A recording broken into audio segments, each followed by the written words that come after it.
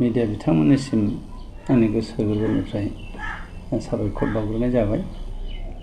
दिनै 2025 इयारनि 1 मे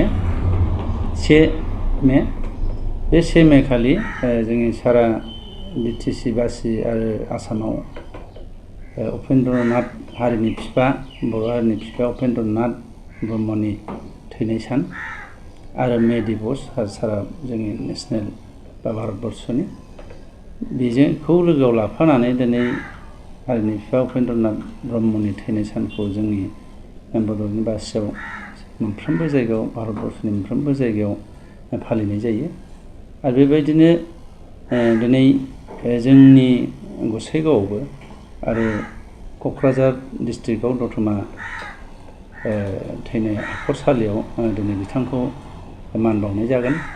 आरो बे मान बावनायजों लोगोसे आंबो बिथांनि थैनायनि आत्माया सोरगोआव आलो गोजोनै जेन सुख सान्ति थाहैनो हायो बिनि थाखाय आं इसोरनाव आर'ज गाबनाय जायो।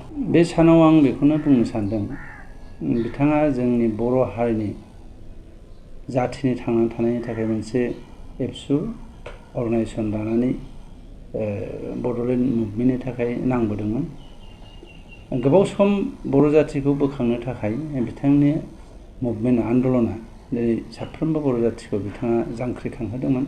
आरो बिथांनि आदर्शजोंनो जों दिनै मोनथाम रोखोमनि एग्रिमेन्ट खालामनो हादों।